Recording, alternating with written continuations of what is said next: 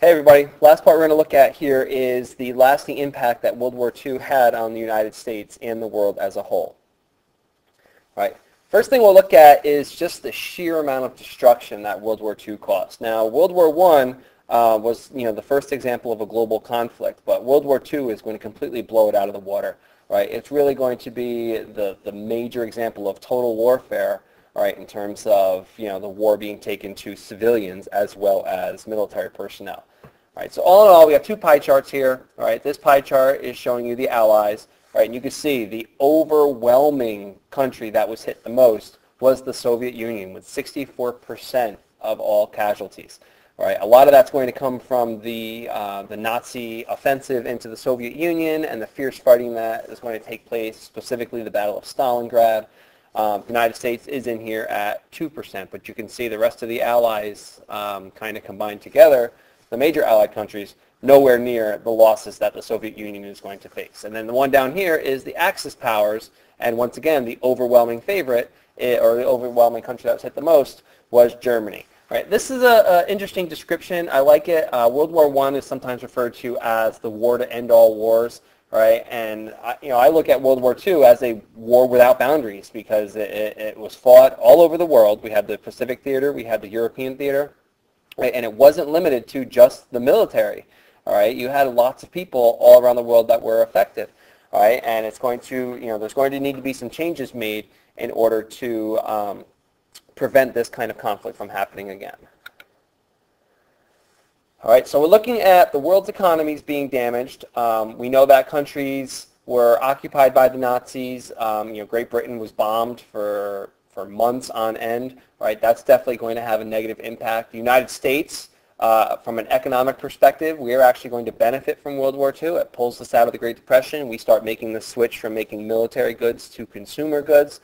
Right, and we also use this as an opportunity, right, to help rebuild other countries around the world.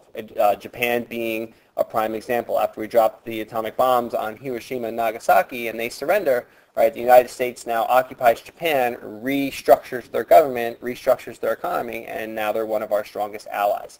Right, this is something that's going to bring us into the next chapter, the Cold War. All right, to try and help rebuild European, and this map goes with this note down here. All right, to try and rebuild European economies, right, Secretary of State Marshall comes up with what's referred to as the Marshall Plan, which means the United States is going to start investing money to help rebuild these economies to make them strong so that they can stand on their own. All right, this cartoon is showing the American taxpayer down here. Okay, we're giving money to Europe, trying to help them, keep them going. Right, and you're going to see there's a reason why we're trying to help rebuild these economies as quick as we can. All right, so how do we go about ensuring that something like this doesn't happen again? We know that we had the League of Nations. All right, so let's just get League up here. That was after World War I, and that ultimately fails during World War II because it doesn't have the United States belonging to it. So we're trying to take steps to try and make sure something like this doesn't happen again. And the first step we take is the Potsdam Conference. All right, so July 1945, you have Stalin here, Harry Truman, because at this time FDR has passed away, and then you have delegates from other Allied countries. One of the things they discuss is the Nuremberg trials. All right, these are going to be the court appearances of Nazi officials. Obviously, some of the head Nazi officials, like Adolf Hitler, didn't make it out of the war. He ended up committing suicide as the Soviet Union was surrounding the city of Boston. All right, but this is going to be how do we go about punishing them for their actions during the Holocaust. And ultimately, the ruling that comes out is that people are responsible for their actions no matter what. All right, the Nazi officials tried to hide behind the military, saying that they were under orders and they had no choice but to do it. Right, but the Nuremberg trial showed, and it's kind of set a precedent for actions since that no matter what, you're responsible for your actions, whether you're in the military or not.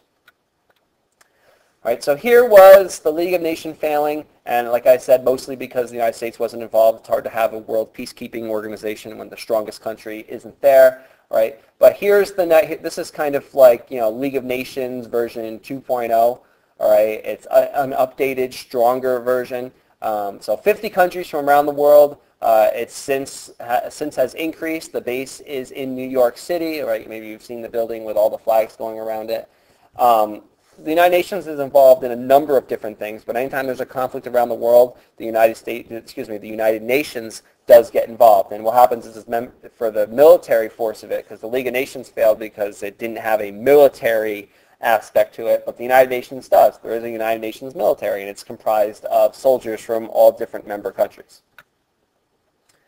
All right, here are some of the changes that go on throughout the world, and specifically America. We know that economies are going to be damaged. We looked at casualties in our DBQ, right? But this is what brings us into the next chapter, is the spread of communism, right? The Soviet Union, as they were fighting back against the Nazis, they started to take back countries that the Nazis had conquered, right? And they started to spread their political system, communism, throughout those different countries. So the United States is going to be very concerned with that. All right, another biggie here, and it's still around today, and some of you may know somebody who was affected by it. My brother, all right, took advantage of this. All right, as the government came up with what's referred to as the GI Bill, right, and it essentially provides money for housing and schooling for returning veterans. So my brother served in Afghanistan, and when he came back, he used the GI Bill to go back to college and get a degree.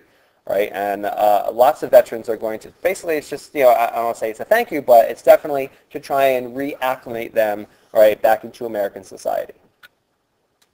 Right, and then one of the final things we're going to look at is the birth of the atomic age and how the outcomes of World War II kind of lay the foundation for some of the big things we're going to look at later on in future chapters.